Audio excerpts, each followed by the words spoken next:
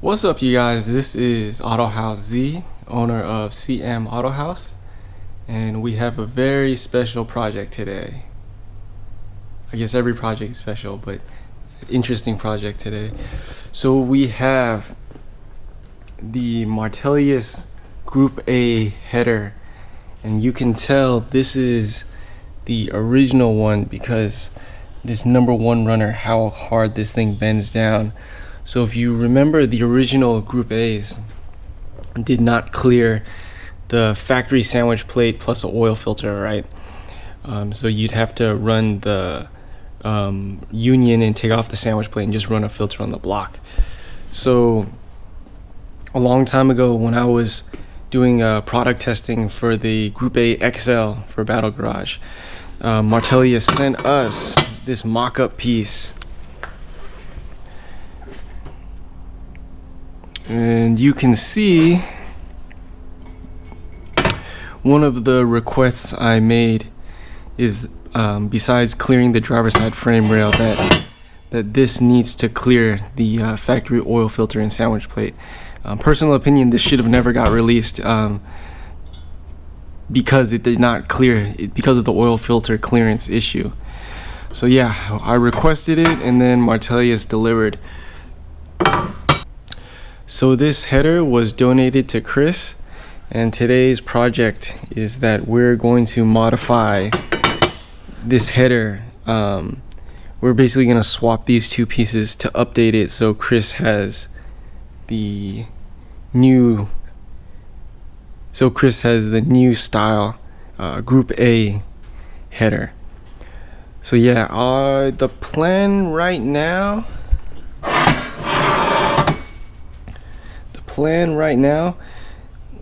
where it's like a V right here, it looks like that's on the same axis, the same plane, but I'm debating if I should cut a little higher to give me some clearance to weld.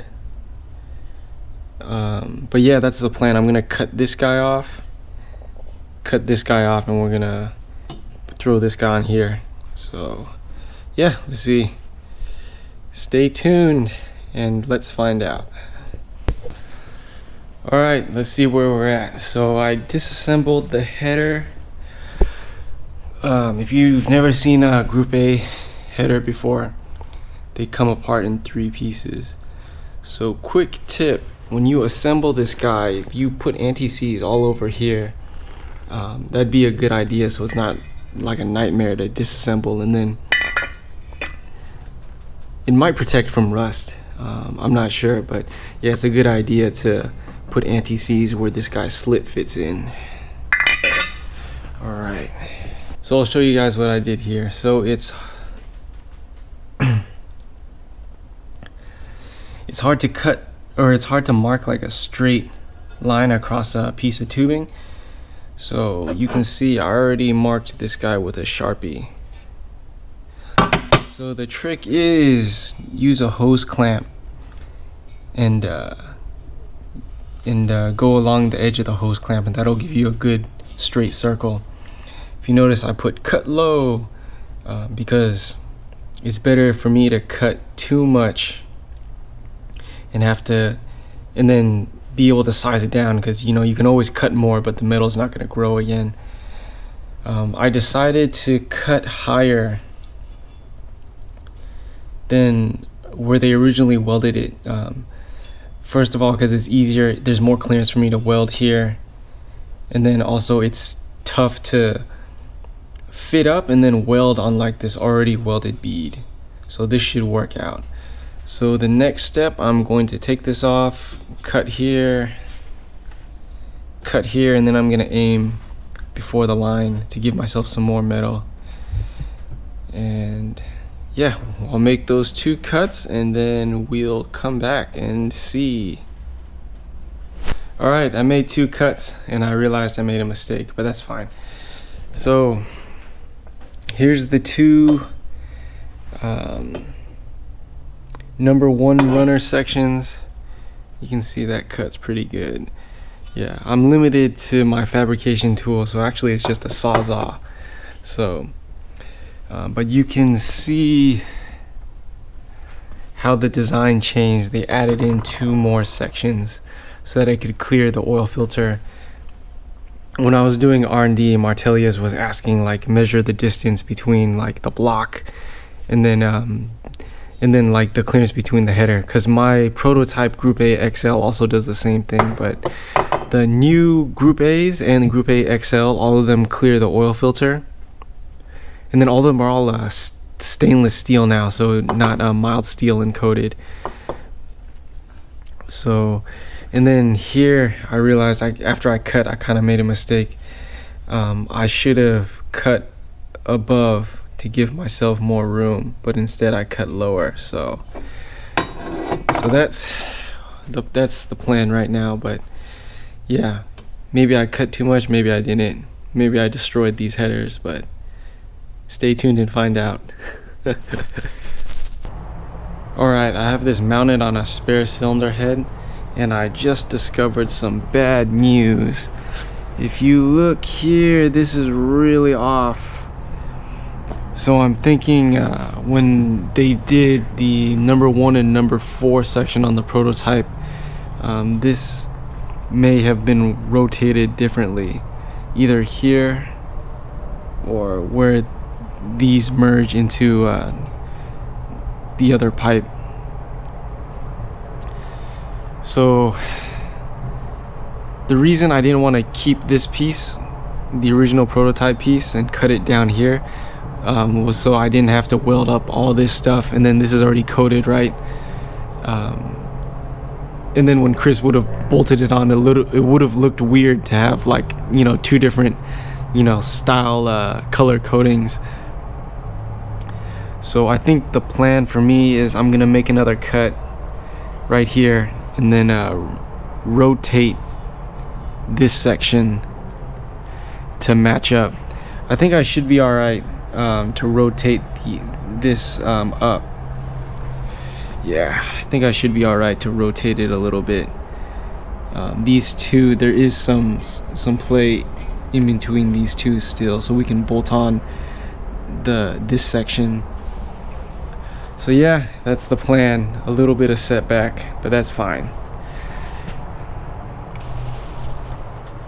Alright, here's where we're at. This was a lot more complicated than I thought.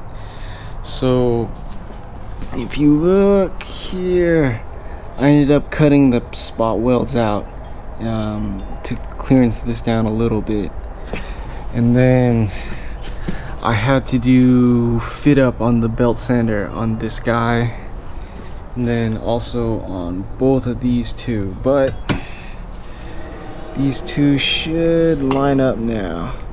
It's hard to do it with one hand, but yeah, these should line up now, so we're back on track. So next step, I'm going to tack this guy, and then this runner. Already you can see I put a couple reference marks, so I'm gonna tack those 2 guys up, and then I should get a more accurate fit up, and then I'll tack up the rest. And yeah, we're back on track. Alright, welding time. No, I already welded already. Alright, so here's where we're at. Yeah, everything's tacked in there. I put this guy on just to keep the pipes where they should be. Yeah, so this guy's tacked into place. Fit up's not terrible. Yeah, fit up's not terrible. So yeah, I will weld majority of this guy bolted to the head, just because when you weld, stuff like heats up and can warp and go out of shape. So I'll do majority of the welding for this thing bolted to the head, and then the last portion, like in between these two, that's going to be a little harder. So I'll do like the finish welding on the bench, but majority of the welding will be up here on the head. But yeah, making progress. Alright, I got the header all welded up. Got some duct tape on the outlets, and then I got my smoke machine hooked up. So we're doing this to make sure that there's no leaks in my welding. I'm not the best welder, just letting you guys know. So double check, before I clean this up and paint it. Yeah, make sure there's no leaks. So I got a couple outlet holes on my duct tape, so air can it can escape. Looks like it's working right now. So yeah, let's see if I succeeded or failed.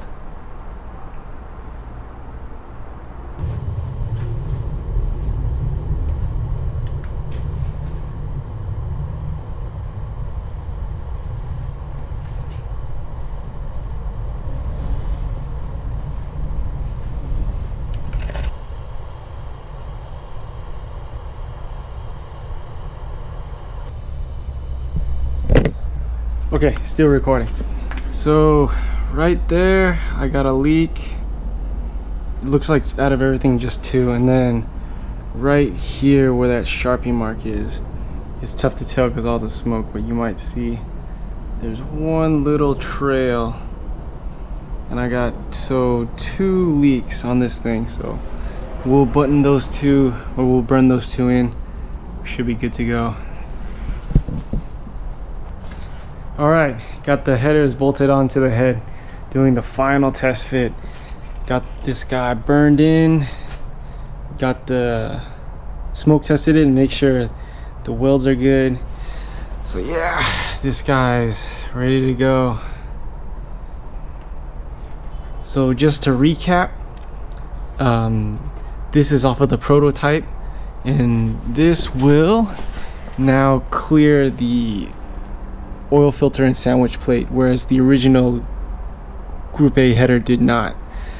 So again, recapping, I cut this part off, reclocked it, and then had to fit up this portion, and then same thing, I had to fit up this guy too. But yeah, it looks good. So you can see daylight through here. This guy fits no problem. So yeah, ready to go. Hopefully Chris enjoys. I'm curious because I have the XL header, so we're curious what the difference will be. We'll have the pretty similar engine setups very soon. So yeah, thank you guys for watching. Make sure to like and subscribe and listen to the Autohaus Podcast. Take care, you guys. Thanks.